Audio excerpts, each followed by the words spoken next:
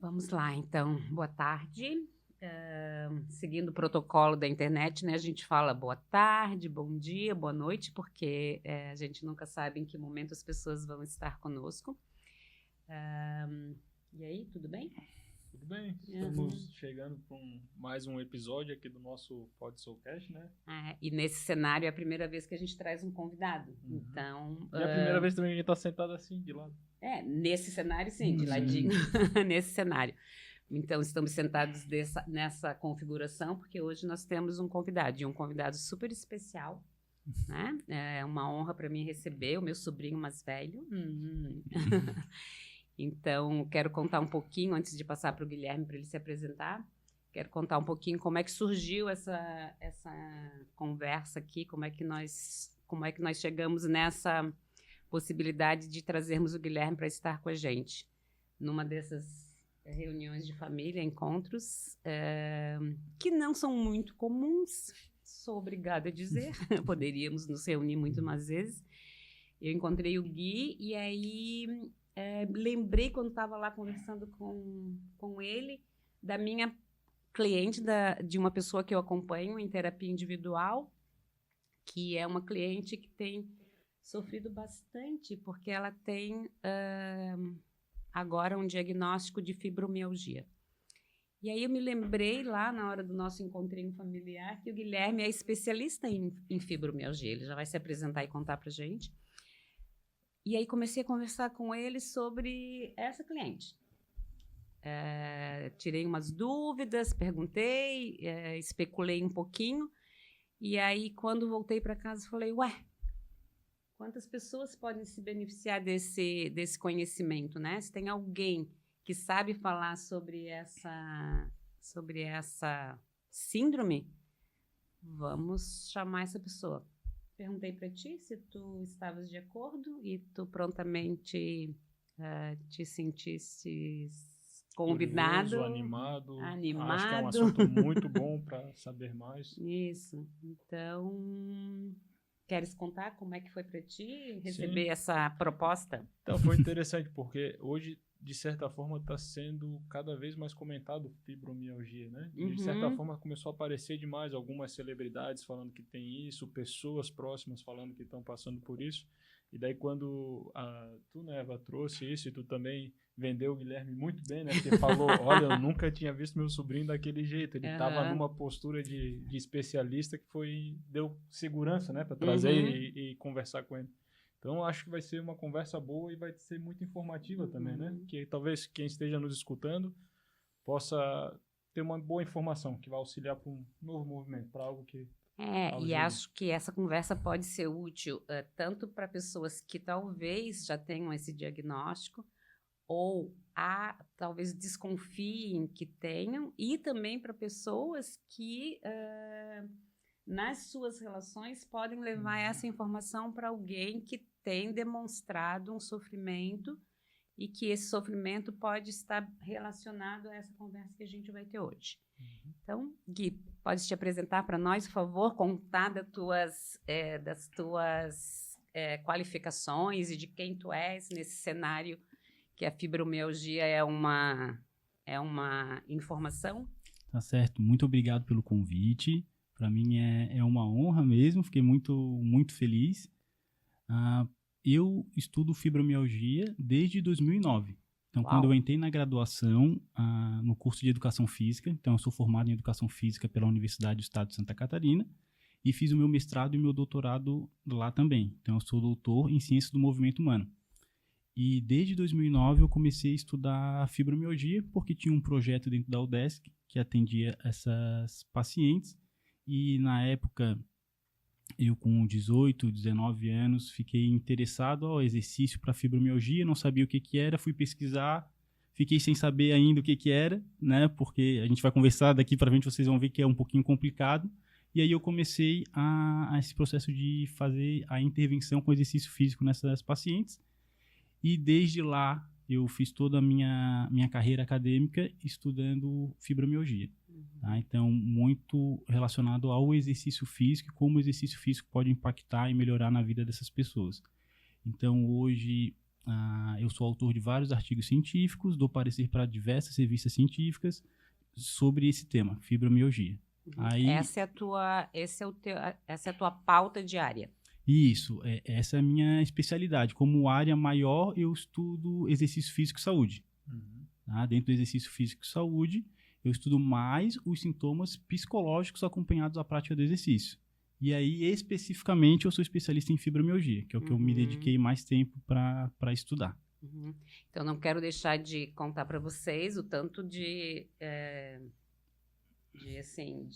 não sei nem qual é a palavra que eu posso dizer, de orgulhosa que eu estou de ter essa conversa aqui, porque é muito, muito legal, né? Quando a gente vê um de nós, né, que veio depois, expandindo e especialista e tão apropriado de um assunto. Então, estou muito feliz. Muito obrigado. Me sentindo muito orgulhosa. Gente, fique bem claro que ele é meu sobrinho mais velho, hein? Quero que fique isso claro aqui. Ele é Torres também. Isso, Torres Vilarino. Torres Vilarino. Então, para quem acho que é legal falar o nome inteiro do Guilherme. Guilherme Torres Vilarino, professor da UDESC, e com todas essas especificações que ele já falou. Uma coisa que me chamou muita atenção desde essa primeira conversa que eu tive contigo, Gui, é que diversas vezes tu falas às pacientes. Isso. Né? Em alguns momentos tu falas às pessoas, em alguns momentos, na maior parte das vezes tu falas às pacientes, raramente tu falas os pacientes. Então isso me chamou muita atenção desde o começo, porque eu falei, uau, então é verdade que o gênero está bem conectado com essa síndrome. Sim. Um dos motivos de eu falar às pacientes é porque 90% das pacientes com fibromialgia, então, são mulheres. Então, nas pesquisas que a gente faz, a gente acaba já redigindo no feminino, por quê? Porque muitas vezes a gente não tem nenhum paciente homem, de fato. Então, a gente está atendendo, eu sempre chamo as pacientes, as meninas com fibro, sempre voltado para as mulheres. É claro que existem homens com fibromialgia, mas é um número muito pequeno e nos estudos também é muito pequeno. Então, a maioria das pesquisas já vão ser com mais de 90% de mulheres, 95% de mulheres. Tá? E para quem está acompanhando a gente, como é que tu poderia fazer um panorama do que é a fibromialgia? Ok. Então, pessoal, a fibromialgia ela é uma dor musculoesquelética crônica e generalizada. Então, esse é o conceito dela. Além disso, ela está acompanhada com outros sintomas, tá? Que são normalmente distúrbios do sono, fadiga e cansaço excessivo, ansiedade e depressão. Tá? Então, esses sintomas vão formar a síndrome da fibromialgia. Então, só a dor, muitas vezes, vai ter outra explicação. Só sinto dor. Provavelmente vai ter outra explicação, porque a fibromialgia está associada a esses outros sintomas, muito normalmente. Então, esse é o conceito. Qualquer livro que vocês forem olhar, o conceito da fibromialgia é esse, uma dor musculoesquelética crônica e generalizada.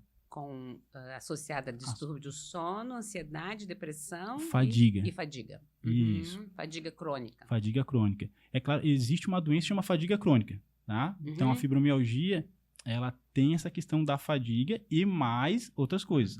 Por isso que o diagnóstico da fibromialgia, ele não exclui também outras doenças. Então, tu pode ter outras coisas e ter fibromialgia, tá?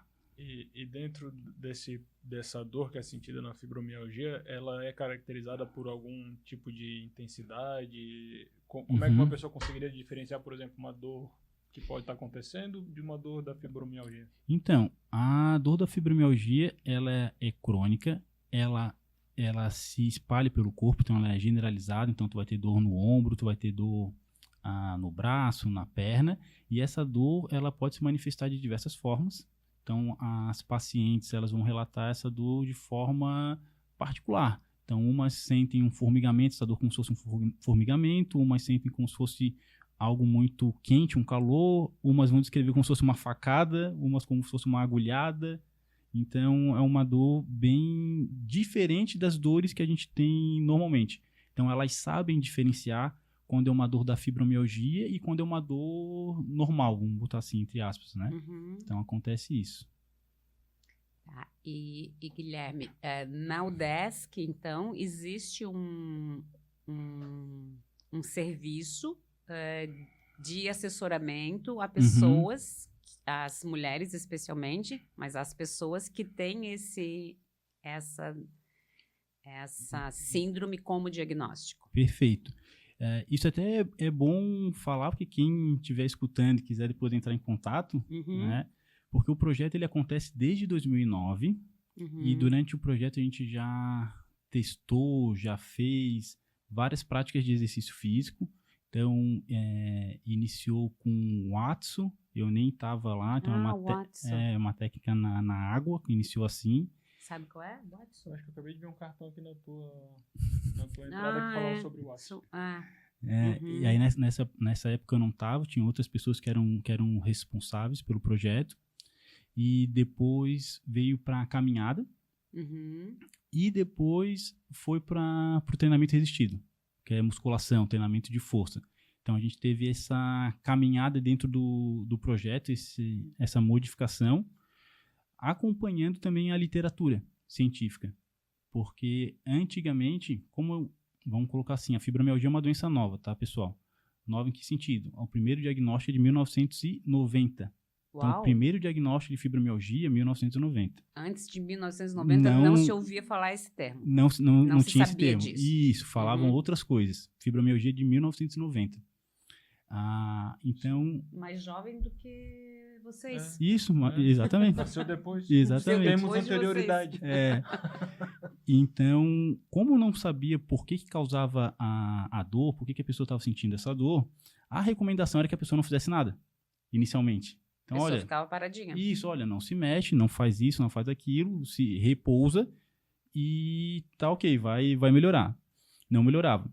Enfim, e aí começou a estudar, começou a perceber que não tinha nenhuma alteração na musculatura, começou-se a perceber, através dos estudos, que não tinha um perfil inflamatório diferente, e então começou a recomendação do exercício. Mas um exercício sem impacto, um exercício mais simples, mais acessível, no sentido de qualquer um pode fazer. Pouca força. Pouca força. Então começou a ser recomendado terapias aquáticas, que daí não tem impacto. Então, Watsu, hidroterapia, então a pessoa ia para uma água quente e fazia alguns exercícios. E a fibromialgia começou a história com o exercício físico dessa forma. E depois ela foi modificando, foi evoluindo, e como não tinha nenhuma alteração plausível que explicasse as dores, começou a ser recomendado a caminhada. Então, já podia fazer caminhada, já podia fazer outros tipos de exercício.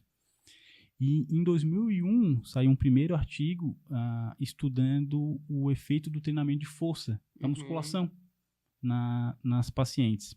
Depois saiu um estudo em 2004 e um em 2005. Então, vocês veem que é recente. Nossa, muito. E aí, na universidade, em 2009, quando eu cheguei, a gente pensou, por que não fazer musculação? Por que não fazer o treinamento resistido que estão fazendo e há poucos estudos no mundo? E foi quando a gente começou essa parte do exercício com a musculação. Então, essa é uma breve história da fibromialgia, né? Então, ela é recente, não tem um exame ali que prove que a pessoa tem uma alteração, tem alguma dor, e aí o exercício começou a ser uma forma de tratamento, de intervenção. Tá? E, Guilherme, uma coisa também que me chamou bastante atenção naquela nossa primeira conversa, e que também essa é uma das razões pelas quais nós te convidamos, tem a ver, então, com o perfil psicológico, com os fatores psicológicos, as prováveis causas que não têm a ver, então, com as questões físicas, né? Mas naquela conversa a gente falou sobre a investigação de traumas, a investigação de um perfil psicológico que faz com que, então, algumas pessoas, e agora parece que muitas pessoas, desenvolvam essa síndrome, né? E isso é um assunto que interessa bastante para nós dois, né? Tá. Então, vamos só para fazer um recorte para o pessoal entender, vamos falar do diagnóstico primeiro, e aí depois a gente vai bem nessa questão que é complementar ao diagnóstico. Ótimo. Né? Então, o diagnóstico da fibromialgia, ele só é feito a partir de exames clínicos. Então, não tem um exame específico. Então, o que é um teste clínico? É um médico te acompanhando, fazendo diversos exames e vendo que tu não tem alguma outra alteração que explique teu quadro de dor. Além disso, ele vai ver que tu vai ter outros sintomas associados, que aí vem essas questões psicológicas juntas, né? Então, depois de 3 meses, no mínimo são 3 meses, ele te investigando e não conseguindo identificar alguma coisa que possa explicar as tuas dores... E a dor persistindo? E a dor persistindo. Então, tem que ficar 3 meses sentindo dor. Se tu sente dor um mês, depois outro mês tu não sente dor, depois tu sente, depois não sente, não é fibromialgia. Tá? Não vai fechar o diagnóstico. O diagnóstico tem que ser uma dor constante. É claro que ela vai variar, vai flutuar em relação à intensidade, mas tu vai estar sentindo dor de forma constante. Então, diante disso, e daí de uma escala de severidade dos sintomas, que é ver se a pessoa, aonde que sente dor, tem que ter dor em 4 dos 5 quadrantes do corpo, então tem que ter dor na parte de cima, então nos braços, tórax, tem que ter dor aqui na região do quadril, tem que ter dor nas pernas, então em todo o corpo tem que ter essa dor manifestada. Manifestação generalizada. Generalizada da dor. E a partir disso, vai ver a intensidade dos outros sintomas. Quais são esses outros sintomas que eles levam em consideração? Fadiga, depressão e distúrbios do sono. Então, tendo esses problemas associados às dores, a pessoa vai conseguir daí o diagnóstico de fibromialgia, tá? Além disso, porque isso aí é para fechar o diagnóstico, tá? Além disso, vem essas outras questões que são muito comuns em pacientes com fibromialgia, que são questões psicológicas. Então, as pacientes com fibromialgia, elas têm depressão. Mais de 90% das pacientes com fibromialgia têm depressão. Tá? A gente não tem de fato, uma relação causal direta, estabelecida. Por exemplo, tem fibromialgia, vai ter depressão. Ou tem depressão, tem fibromialgia. A gente não tem essa informação. Elas sobrevivem isoladamente. Isso. E estão juntas, às vezes estão separadas. Então, a gente não tem essa relação. Mas mais de 90% das pacientes com fibromialgia têm depressão. Tá? Em torno de 70%. As pacientes com fibromialgia vão ter ansiedade excessiva. Tá? O que é essa ansiedade excessiva? Não necessariamente é um transtorno de ansiedade. Ok? Então, a pessoa não necessariamente tem um transtorno de ansiedade, mas ela tem um perfil de ser uma pessoa ansiosa. Então, vocês estão me escutando, vão pensar assim, eu sou ansioso. Ok, tu pode ser uma pessoa ansiosa e não ter um transtorno de ansiedade. Tá? Sim. Então, as pacientes com fibromialgia tem essa ansiedade excessiva, algumas, claro, vão ser um transtorno, mas... Não necessariamente. E distúrbios do sono. É comum elas terem problemas do sono, então não conseguir dormir, ou quando dorme mal. Acorda como se estivesse cansada. Por isso da fadiga. Por isso que é comum elas terem muita fadiga, porque elas não conseguem se recuperar direito. Então, no outro dia, acorda com... Então, vocês imaginem, né? A fibromialgia, ela funciona como um ciclo ali, né? Ela não tem um fim, vamos colocar assim. Por quê? Porque a gente ainda não tem uma cura. Então, tu tem dor, tu fica com dor o dia todo e tu não sabe como resolver esse problema da tua dor. Aí tu fica triste, fica pensando nisso, fica somatizando essas questões. Aí tu já não consegue dormir direito. Por quê? Porque estás com dor e estás pensando nos teus problemas. Aí tu ficou cansado no outro dia, estás com sono, precisa repousar, mas tu tem que trabalhar e tu queres trabalhar. E aí, pronto. E aí tu vai fazendo isso. Círculo vicioso. E aí depois estoura, né? Em algum momento a pessoa vai precisar de um cuidado mais especial porque não consegue ficar tanto tempo assim. Uma pergunta que me veio enquanto tu conversava, assim, né? Falava. Na tua experiência, quando as pessoas se descobrem ou descobrem que tem uma dor que está permanecendo com elas descrevem em que situação ela descobre isso? Ou quando elas começaram a perceber que isso se tornou algo contínuo? Sim. Normalmente, as pacientes com fibromialgia, elas relatam que as dores surgem a partir de algum problema, algum trauma. Esse trauma pode ser físico ou psicológico. Então, quando vocês forem conversar com alguém com fibromialgia, e provavelmente nos comentários vai ter um monte de gente com fibromialgia falando, a gente vai poder constatar isso também, eles vão falar que é decorrência de algum trauma. Então, pode ser algum abuso na infância, pode ser alguma separação. Isso é recorrente recorrente. Nas falas das pessoas que vocês atendem? Isso é recorrente nas falas das pessoas que a gente atende, então uma experiência prática, empírica, e nos artigos científicos, nos estudos também mostram isso. Tá? Então tem um estudo de 2018 que eu estava relendo para vir para cá, e ele vai separar em categorias. E uma das categorias que ele fala que é comumente reportado pelas pacientes é trauma, algum trauma. Então, um filho que morreu, alguém que se mudou, alguma mudança assim, muito drástica na vida daquela pessoa, ela não consegue lidar bem com isso e acaba desenvolvendo a fibromialgia. Isso é relato das pacientes. Então, o que elas falam? Por que tem fibromialgia? Né? Se perguntar, elas vão dizer, eu acho que é porque aconteceu isso na minha vida. Isso. A maioria das respostas não vão ser uma resposta clínica, científica. Não vai falar assim, não, porque eu tenho um processamento anormal da dor. Não, elas vão associar algum trauma, porque realmente é algo que desencadeou, né? Então, eles associam a isso. Trauma, estresse, mudanças. Mas é bem possível também, fiquei aqui imaginando que essas pacientes falem de coisas que talvez tenham... elas devem se referir a situações, circunstâncias das vidas adultas delas. Mas é possível que a circunstância adulta às quais elas se referem sejam só uma repetição de algo da primeira infância.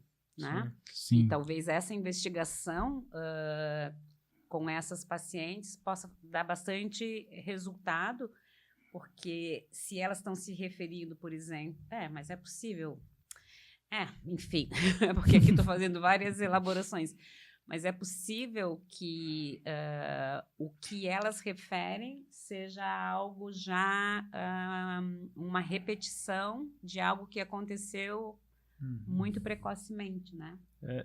Quando a gente fala do trauma, por exemplo, a gente percebe que é quase como tem um primeiro registro original e depois algo na vida hoje traz... É quase como se ele trouxesse o ambiente interno novamente à tona, né? Que não ficou tão resolvido lá e, de repente, alguma coisa aqui é um estopim para trazer um aspecto, uma lembrança, né? Não sei se é o caso, mas eu acredito que isso, às vezes, tem esse é um mecanismo interno que a gente tem que está muito ligado a outras coisas que surgem a partir deste movimento, daí vem uma doença depois, né? E também por causa do comportamento, né? Então, às vezes, na infância, na adolescência, aconteceu tal coisa, ela começou a se comportar de tal jeito por causa daquilo ali, e isso, na vida adulta, ela vai continuar se comportando daquele jeito, apesar de não precisar mais, por exemplo. E aí vai estar trazendo toda essa bagagem, esse peso, e elas acabam sofrendo por causa disso, né? Uma coisa que eu achei interessante, tu já falou, mas pra gente reforçar um pouquinho, né? Tu falou que o diagnóstico, ele, como um leigo, que eu sou bem leigo nesse assunto, é quase um jogo de eliminação. Tu tem que ver o que não pode ser para talvez ser fibromialgia. Exatamente isso. Exatamente isso. Então, vai ser testado, vai ser colocado como hipótese várias coisas, e não conseguindo fechar o diagnóstico dessas outras manifestações clínicas, vai para a fibromialgia. Então, às vezes, a pessoa tem outra doença. Ela pode já ter outra doença, só que essa doença não vai explicar tudo. Então, sei lá, a pessoa tem artrose, tem artrite, tem outro tipo de dor. Então pode confundir as dores. Mas a artrose, a artrite vai ter um diagnóstico fechado. Não vai explicar as outras coisas. E são dores diferentes. Então, o médico vai, não, o que tu tens é isso. Aí, depois, não, mas peraí, isso não explica tudo. Então, vamos ver isso aqui. Não, descarta. Então, vai ser feito exame de sangue, exame de imagens, vão fazer isso para descartar as outras possibilidades. E aí, vai fechar o diagnóstico de fibromialgia. Sendo que não é tão simples de fechar esse diagnóstico, muitos médicos não gostam, né? Tipo, Fibromialgia... Não sabem, talvez? Assim, não sabem no sentido de não estão atualizados? Não, eu acredito que estejam. Eles só não acreditam muito na doença na síndrome, Sim, nessa na síndrome. condição. Então... porque é quase como que se tivesse mesmo que acreditar, né? Sim. Sim, porque não tem um marcador, né? Isso, não exatamente. Então, se tu vai para um viés muito positivista de olhar dados, números, então não tem. Vai ser outra coisa, ou então é só coisa da tua cabeça. Né? Num viés mais humanista, mais fenomenológico, tu consegue perceber que é uma manifestação que a gente não consegue explicar, mas ela está ocorrendo. Né? Então, é nesse sentido que os médicos eles não gostam, né, assim, de dar esse diagnóstico, tem um certo preconceito com isso. E os outros profissionais de saúde também não gostam de lidar com pacientes com fibromialgia. Fibromialgia é tipo uma bucha. Ninguém quer tratar. Chegou um paciente com fibromialgia, Isso, bucha. Tá? Por quê? Porque tu vai fazer 3 dias e 3 noites. Tu vai fazer de tudo e não necessariamente aquela pessoa vai ter uma melhora imediata. E tu não sabe explicar, às vezes vai te fazer pergunta, tu não sabe por quê. Então é bem difícil o tratamento. É quase como se a pessoa com fibromialgia acaba ficando relegada a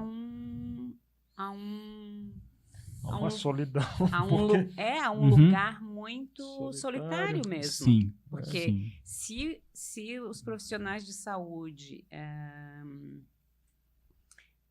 que poderiam fazer esse acolhimento não conseguem fazer, né? A família talvez também não consegue fazer. Tenha dificuldade de fazer esse acolhimento, então é algo muito solitário, que tem a ver, inclusive, com essa possibilidade de eu ter que...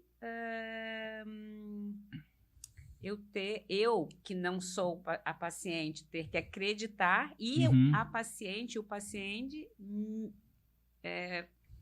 trabalhar nesse convencimento de que ele tem algo muito sério, né? Se a pessoa já for cética, então se o médico é cético, se o marido, se o filho é cético, acha que aquilo ali não existe, não acontece.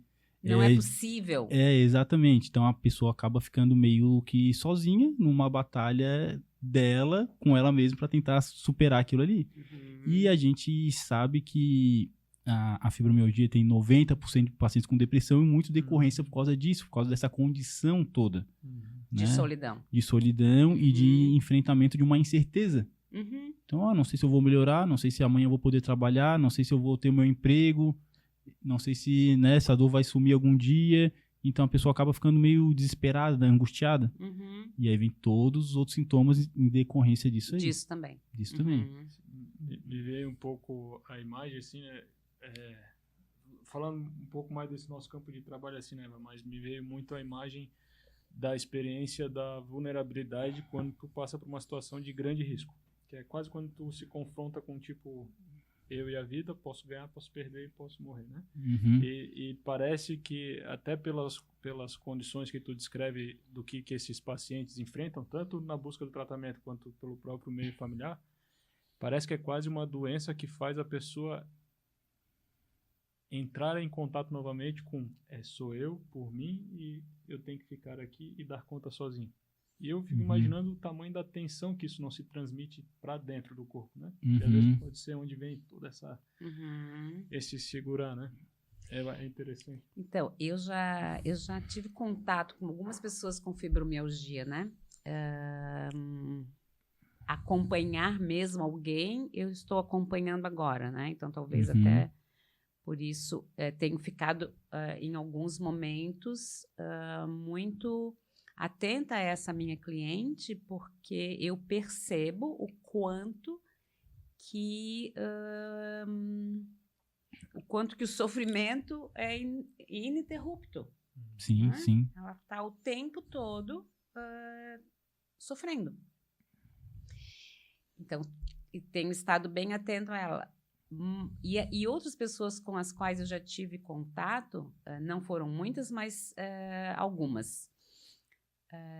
A sensação que eu sempre tive, e queria compartilhar isso com vocês, é que essas pessoas são Quando eu tive contato com essas pessoas, eu tinha uma sensação que eram pessoas que se apertavam. Uhum. Como se elas estivessem sempre com uma tensão que não as permitisse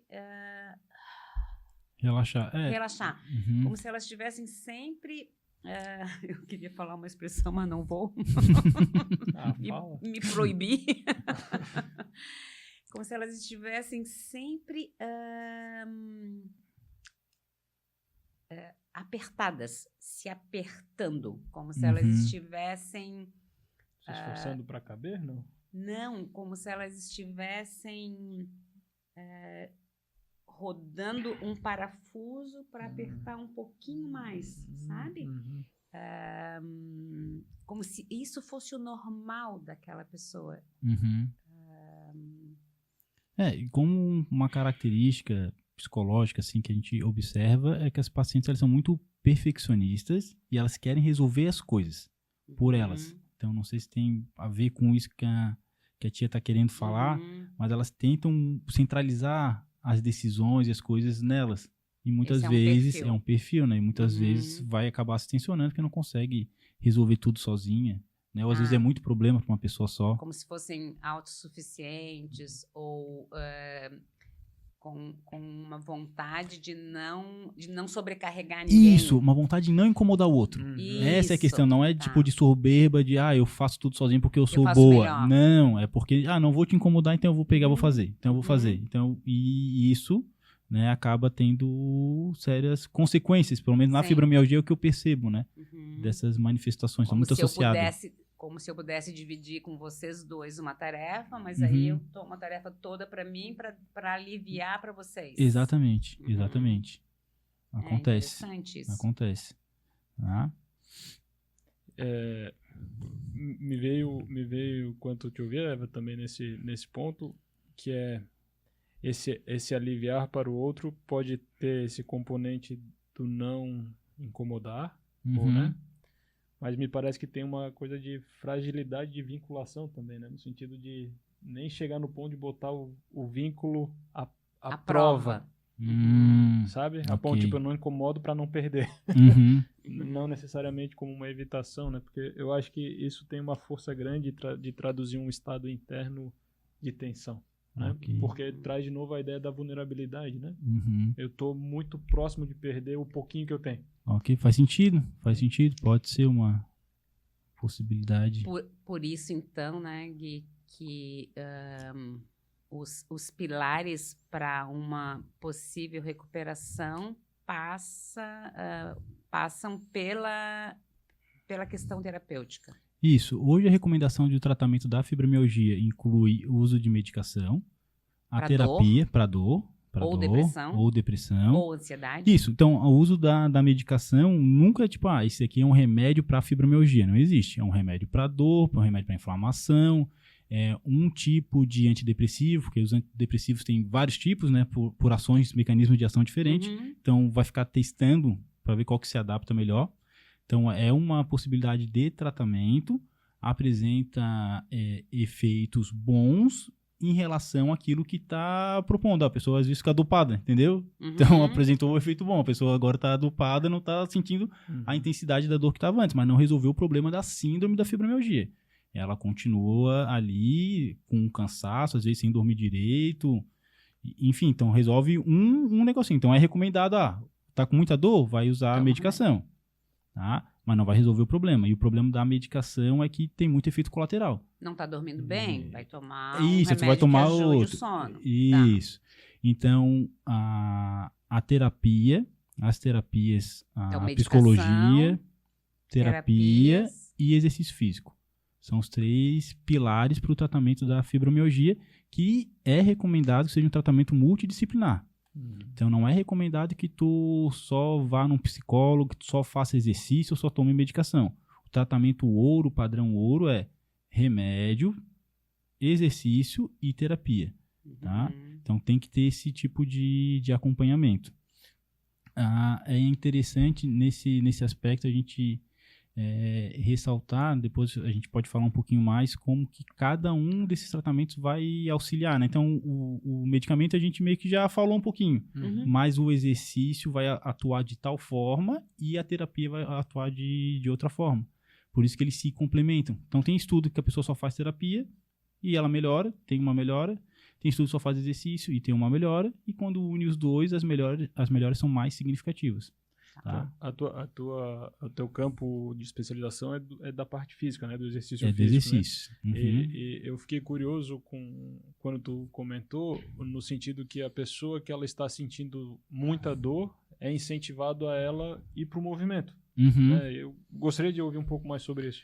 Tá, então o que acontece? Hoje o exercício físico ele é recomendado para todo mundo, qualquer idade, né? Vão ser raríssimas exceções que tu não vai poder fazer exercício. Então na fibromialgia funciona dessa mesma forma. Qual que é o problema daí na fibromialgia? É que as pessoas têm muito medo, né? Por já sentirem dor, então vou fazer um exercício onde eu vou pegar um peso, vou sentir mais dor ainda. E aí tem outra questão psicológica que a gente acabou não falando, mas é a cinesiofobia. Então, as pacientes têm medo do movimento. Elas têm medo cinesiofobia, tem medo do movimento. Às vezes, elas fazem uma catastrofização da dor. Então, a dor também nem é tanta, mas ela já catastrofiza aquilo ali sendo muito maior. E aí, vem aquela questão do uso e desuso, né? Se tu não usa mais, tu atrofia, exatamente. Então, ela sente dor. Esse é o padrão normal. A pessoa sente dor, não vai fazer exercício, porque ela está com dor. Só que daí ela não faz exercício e ela também não usa. Então, por exemplo, eu tenho fibromialgia e sinto muita dor no ombro. Então, eu não vou mais estender uma roupa. Eu não vou mais pegar alguma coisa aqui em cima, não vou mais fazer esse movimento. E aí, isso vai gerar mais dor. Não vai resolver, né?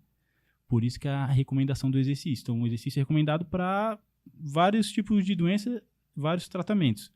Na fibromialgia, também. Por quê? Porque a fibromialgia não tem nada, né, para quem está nos ouvindo, não tem nada no teu músculo, não tem nada no teu osso, não tem nada no teu sangue. Nada que justifique tu não poder fazer exercício. Então, tu podes fazer exercício e tu deves. Por quê? Porque o exercício, além de melhorar todos os quadros, então, vamos supor que a pessoa não tem fibromialgia, mas ela tem insônia. O exercício é recomendado para quem tem insônia. Claro, tu não vai fazer um exercício intenso meia hora antes de dormir, né? Mas é recomendado para quem tem insônia. Eu tenho problema de fadiga. Faz exercício, é recomendado. Então, na fibromialgia, ele é muito recomendado porque vai trabalhar os sintomas, as coisas subjacentes. A depressão, por exemplo. Então, o exercício é recomendado para quem tem depressão. Então, o exercício vai atuar nessas áreas. Na dor, especificamente, a gente vê melhora também na dor das pacientes com fibromialgia. Só que vamos colocar assim, é um dos sintomas mais difíceis de melhorar e o que leva mais tempo. Então, eu comecei a fazer academia, estou há um mês fazendo academia, não melhorei, continuo com as mesmas dores. Não mudou nada. Quem sabe as dores não mudem, precisa de mais tempo do que 4 semanas. Mas provavelmente o teu estado de humor já melhorou um pouco, provavelmente o teu sono já está melhor. Então, na fibromialgia a gente acaba tratando esses sintomas da doença, não exatamente a dor. Por mais que melhore a dor também, mas não é a principal mudança de imediato, tá? Me vem um pouco essa coisa de estratégias para permitir que a atenção vá um pouco para outros lugares. Também. Para não ficar só na experiência da dor, né? Então, se tem um exercício, tem um movimento. Uma coisa que eu achei interessante, e talvez isso seja uma grande dificuldade da fibromialgia, né? Como ela parece ser uma doença uma síndrome que o padrão dela é te levar mais para dentro dela. Porque daí tu para o movimento, aí o músculo atrofia, aí vem dor porque está em desuso e vai se retroalimentando, né? Exatamente. Por isso que é muito difícil tratar. Por isso que é muito difícil tratar. E por isso que a abordagem tem que ser multidisciplinar, porque a gente tem que fazer a pessoa ir fazer o exercício. Só que se ela está com muita dor e com muita depressão, ela não vai fazer exercício. Então a primeira coisa é conseguir fazer aquela pessoa mudar de atitude para buscar um tratamento. Aí por isso que a terapia é super importante também, né? Porque provavelmente qualquer terapeuta com uma pessoa assim vai dizer, tem que fazer atividade física, porque isso já é algo que a gente faz o tempo todo com os nossos clientes, né?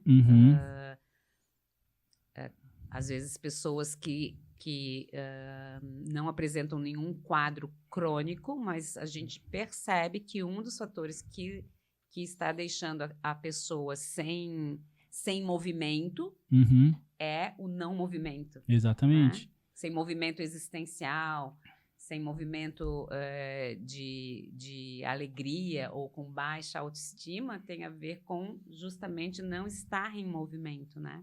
Então a pessoa tem que entender e aderir ao tratamento. Então, por isso que a psicoterapia ela é importante, para fazer esse primeiro passo. Que é muito difícil a pessoa vai buscar o exercício se ela está nesse estado de muita dor, de muita aflição, ela fica de muita bem angústia. Quietinha. Exatamente. Vai ser a última coisa que ela vai fazer. Alguém vai ter que recomendar ela. Porque as pacientes não têm esse entendimento. Há muito preconceito em relação ao exercício, justamente porque está doendo o teu músculo. Logo, se eu fizer musculação, vou piorar ainda. Se eu ficar caminhando, vou piorar ainda mais. Então, as pessoas não fazem. Então, tem que ter esse encaminhamento para mudar as atitudes e as crenças. Né? Existem, na fibromialgia, vocês que são da terapia, sabe, existem algumas crenças limitantes. Então, elas estão carregadas disso. Então, elas acreditam que não pode fazer tal coisa, que não deve fazer isso. E aí, vem de novo esse ciclo que a gente está falando. Ela fica presa nela mesma. E aí, ela não consegue melhorar. E imagino também que, assim, elaborando um pouquinho mais essa possibilidade de, no perfil psicológico das pessoas que desenvolvem a fibromialgia, ter essa característica da autossuficiência, no sentido de puxar para si as obrigações e não dividir, não delegar. É possível também que essas pessoas tenham como característica a obstinação. Né? A obstinação no sentido de estarem certas daquilo que já compreenderam. Já compreenderam. Então, não tem uma flexibilidade. Não deixar uma margem de dúvida, né? E isso é algo que sempre me chama muito a atenção, né? O quanto que o ponto final pode, de fato, nos adoecer, né? O ponto final ou o ponto de exclamação, né? Pode, de fato, nos adoecer. Fico sempre pensando que as vírgulas, as reticências e os dois pontos que assim, te deixam uma abertura para algo, né, que possa vir.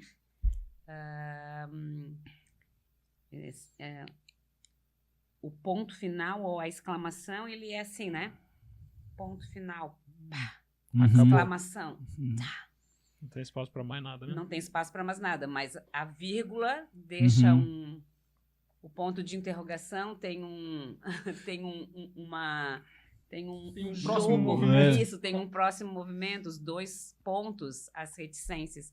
E fico pensando um pouco sobre isso, né? O quanto que os pontos finais e as exclamações podem ser uma característica dessas pessoas também. Por isso que a terapia ela vai mexer nessa questão da flexibilidade psicológica, da pessoa entender que não é um ponto final ali. Né? E que tem mais. Que tem mais.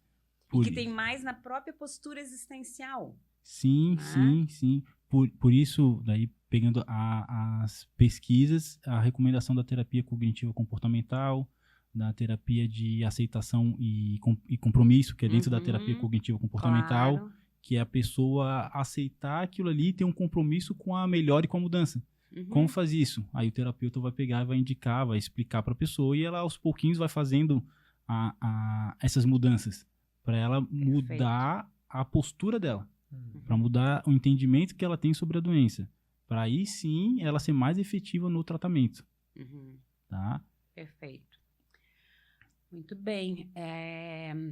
Tá, me vem outras coisas. Mas aí... sobre o exercício, eu tenho algumas coisas para falar, para complementar juntamente com isso que a gente está conversando. Outra questão de por que o exercício ele é bom. Tá? O exercício ele é bom porque ele traz uma mudança nas tuas questões de autoestima, nas tuas questões de autoeficácia. O exercício ele é capaz de te deixar uma pessoa antes insegura, agora uma pessoa segura. Então, isso é bem bacana, porque tu olha para pacientes com fibromialgia e tu pega um pezinho, a gente brinca, pega um cotonete, que é um pezinho bem levezinho, de 1 quilo, e ela, na cabeça dela, ela não consegue fazer. Não, isso aí é muito pesado, mas 1 quilo não é nada, ela vai fazer compra, é mais de 1 quilo que ela segura nas sacolas. Então ela já tem esse medo e essa evitação. Conforme vai fazendo o exercício, ela vai percebendo que ela consegue fazer o exercício de forma autônoma, ela fez sozinha, ela conseguiu, ela melhorou, ela por conta própria pegou mais um peso. Então não fui eu que falei, olha, vai lá e aumenta o teu peso. Ela foi lá, aumentou e veio, professor, consegui, agora estou fazendo com peso maior. Isso já dá uma confiança para ela e uma possibilidade de melhora. Então, só nisso, vamos supor que a gente não mexeu em coisa fisiológica nenhuma, fisiologia nenhuma, só psicologia. Isso aí já está ajudando ela a estabelecer um padrão de comportamento diferente. Então ela já começa a ficar mais confiante, já vai querer fazer mais coisa. E aí tu vai ensinando para ela, olha, realmente estás pegando 5 quilos, 5 quilos não é nada. Tu consegue fazer. E a pessoa pega e vai fazendo cada vez mais, cada vez mais, cada vez mais. A autoestima vai melhorando. Então, assim, quem está assistindo pode pensar, mas qual o exercício que eu devo fazer então? Se eu vou começar, qual o exercício que eu devo fazer? O que eu falo é, qual exercício tu gosta de fazer? Tu vai fazer o exercício que tu gosta de fazer. Depois, tu vai sentir necessidade de realmente, não, eu quero melhorar uma capacidade física, quero melhorar alguma coisa, aí tu pode migrar para esse outro exercício. Mas primeiro, o que tu gosta de fazer, o que é acessível, o que é fácil? Para mim é fácil caminhada, eu gosto. Então começa na caminhada. Não, mas eu gosto de musculação. Então vai para musculação. Mas eu gosto de fazer yoga. Então faz yoga. Faz yoga. Né? Não tem essa questão da fibromialgia em relação a um exercício ser melhor do que o outro. Tá? Então tem um... Qualquer. Isso. Então tem um estudo nosso que a gente desenvolveu, ele foi... publicado em 2017 e 2018, não me engano, que a gente separou os pacientes com fibromialgia em 3 grupos. Então, um grupo fazia um exercício com uma intensidade X, o outro grupo fazia o exercício com uma intensidade Y, então uma com intensidade mais baixa, outra com intensidade mais alta, e o outro grupo fazia intensidade com uma intensidade preferida. Prefiro, então, quanto que tu queres levantar de peso hoje nesse exercício? Eu acho que hoje eu vou fazer com tal peso. Né? E não teve diferença nos resultados. A minha tese de doutorado, a gente estudou isso também, diferentes intensidades do exercício físico. Então, na melhora da fibromialgia. Isso, da fibromialgia. Então, vou fazer com baixa intensidade ou com alta intensidade para os aspectos que a gente está tentando melhorar, né, que não é hipertrofia, que não é volume muscular, né, para ficar claro. Então, aquilo que a gente está estudando não tem diferença. Então, às vezes a gente pensa, quem é da educação física, né, pensa que a minha paciente, o meu aluno, minha aluna tem fibromialgia, não vou colocar muita carga para ela. Mas se ela gosta de fazer o treinamento com carga, por que tu não vai tirar a carga dela? Pode, deixa ela fazer. Não precisa ficar com medo e com receio. Então, essa evolução faz parte do tratamento também. O saber lidar com ela, de ser uma coisa gradativa, aos poucos ir retirando o medo daquela paciente e aos poucos ir colocando ela na forma mais autônoma possível. O que seria a forma mais autônoma? Ela ter possibilidade de escolha do que ela quer fazer. Porque isso também faz parte do processo de melhorar. Muitas vezes, essa pessoa ficar só dependente também do professor ou do terapeuta, também às vezes não resolve, né? Então a gente tem que dar autonomia para aquela pessoa aos poucos, sozinha, fazendo aquilo que ela gosta. Tem um elemento disso que é bem educativo, né? Que às vezes talvez usa a experiência do esporte para a pessoa ir se percebendo e se entendendo. Exatamente. Dentro daquele padrão de funcionamento, né? Exatamente. Essa vem a grande questão quando a gente utiliza o exercício físico para questões de saúde. Porque ainda hoje a gente pensa muito em exercício físico, em performance, hipertrofia, ficar grande, ficar sarado. Mas não, o exercício físico hoje é uma ferramenta para a tua saúde. Que saúde? Física e mental. Né? Depois da pandemia mesmo, que a gente teve que ficar isolado, a gente começou a perceber o quanto é bom tu se movimentar e fazer alguma coisa. Então, o exercício vem nesse sentido. Já veio aqui várias vezes para mim a lembrança justamente do período de mais reclusão durante a pandemia, que eu comecei a sentir dores. Comecei a sentir dores e comecei a sentir dificuldade em alguns movimentos, né? E eu falei, putz, envelheci. A idade chegou. A idade chegou. Eu vou ser uma daquelas senhoras que não consegue... Mas era só falta de mobilidade mesmo. E uma das coisas que eu fui fazer pós-pandemia, eu até contei isso na semana passada. Eu fui fazer... Eu percebi que a minha extremidade nos pés, baixo, ali na perna embaixo, nos pés, estavam ficando inchados.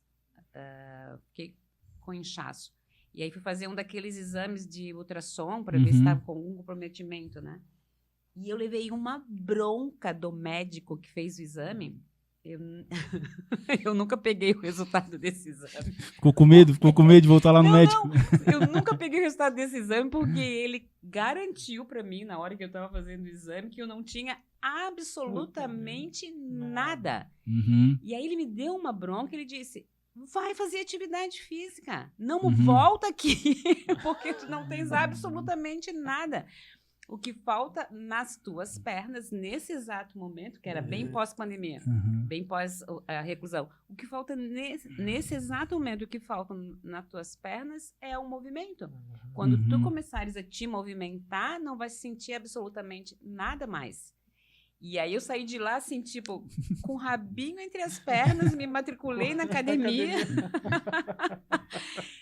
Agradeci bastante ele, né? E não voltei para pegar o resultado do exame, porque ele garantiu que eu não tinha absolutamente nada. E melhorou? Muito. E melhorou muito. Então, acho que na pandemia muitas pessoas adoeceram, né? Acho que nós adoecemos na pandemia pela falta de movimento, mas isso é reversível, né? Exatamente. Isso é reversível. Então, foi só um período em que nós nos sentimos assim e que talvez, se aquele período se alongasse um pouco mais, ou se nós nos mantivéssemos naquela postura, talvez adoecêssemos mesmo e desenvolvêssemos uma síndrome como essa, por exemplo, né? Como a fibromialgia. Exatamente. Por exemplo.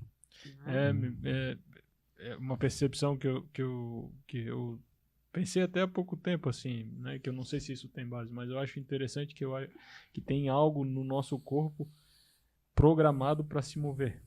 E a falta de movimento sinaliza para ele que, tipo assim, você está indo em direção a outra coisa, né? E como se ele fosse já se preparando para essa outra coisa, que é esse diminuir da energia, o diminuir das funções. Eu não sei, porque o nosso corpo ele é muito complexo também na forma como ele funciona, né? Mas tem vários estudos nesse sentido, o pessoal da antropologia que estuda justamente essas questões que a gente precisa se movimentar. Isso. Tem algo da energia que é gerado dos movimentos internos dos órgãos, né? Que ele precisa desse input, né? Para ele entrar num estado de homeostase, talvez. Ou mais próximo a uma fica um dia todo num quarto sem fazer nada, pra te ver se não vai querer fazer apoio, plantar bananeira, fazer qualquer coisa para liberar essa energia que está acumulada, né? E é interessante porque tu trouxe da fibromialgia, que ela está associada, por exemplo, à depressão, que tende a um parar, né? Fadiga também, que é levar o corpo a um esgotamento também, embora não consiga descansar, mas também reduz o que está disponível ali para o movimento, né? Interessante. E eu acabei não falando, mas a fibromialgia, a prevalência dela, né, dependendo do estudo, da região do mundo, varia de 2% a 5% da população com fibromialgia. Tá? Estudos no Brasil, por exemplo, trazem 2% a 4% de pessoas com fibromialgia. Então, é pouquinho? Não é pouquinho, né? É bastante gente. Sendo que o diagnóstico é muito difícil. Então, se tem 4% com o diagnóstico, tem bastante gente sem o diagnóstico. É muita gente. Então, várias pessoas provavelmente têm os sintomas, têm o quadro clínico, mas não têm o diagnóstico ainda por causa dessas questões que a gente acabou comentando. Então, é uma síndrome que acomete bastante gente e está sendo bastante estudada. Tá? Então, nos últimos anos tem tido um volume maior de estudos na fibromialgia dentro das doenças reumáticas, né? Que ela vai se encaixar como uma doença reumática. Tá? O que me chama mais atenção, assim, as síndromes sempre me pegam, como, né? Porque elas são tão misteriosas e tão difíceis de serem serem... Delimitadas? Mais que isso, elas são difíceis de serem tomadas. Como são síndromes, ninguém as toma, né? Diferente de uma enfermidade que seja diagnosticada, que tenha balizadores tratada. Né? Então, elas são difíceis de serem tomadas. E por serem difíceis de serem tomadas, o sofrimento, a dor do paciente, ela é aprofundada e alongada. Né? Porque é muito mais confortável, digamos, eu ter uma doença que todo mundo sabe que é uma doença, o meu acolhimento vai ser muito mais fácil, né? Então, as síndromes me pegam muito por isso.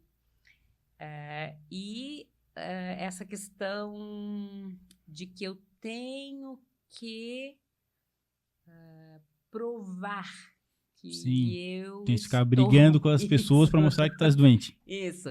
Inclusive com o serviço de saúde, né? Sim. Porque é quase como se não acreditassem em mim, não acreditassem no que eu estou sentindo, né? Isso acontece e por isso que até grupos de apoio com pacientes com fibromialgia são tão bons, porque as pacientes conseguem se enxergar dentro de um núcleo, dentro de outras pessoas que têm o mesmo problema. Um grupo de pertencimento. Isso, um grupo de pertencimento. Então, quando a gente faz os exercícios lá na UDESC... Voltamos pro bom e velho pertencimento. Tema recorrente aqui. Super recorrente. Então, lá no grupo da UDESC, a gente sabe que um dos vieses da nossa pesquisa é elas melhoraram por causa do exercício ou elas melhoraram porque elas estão em grupo. Então, porque elas só estão ali, uma com a outra, conversando, falando, hoje eu não consegui dormir por causa disso, aí eu também não, mas já vai melhorar. Daí outra, não, mas eu tava assim, e agora eu já tô melhor. Então, vai passar. E isso faz elas se sentirem mais acolhidas, já que não tem em outros lugares esse acolhimento, um grupo específico de pacientes com fibromialgia acaba sendo uma boa alternativa para melhorar esses quadros, né? Muito bem, é emocionante, né? Muito emocionante nos darmos conta de que bem próximo de nós pode ter alguém com essa dificuldade, né?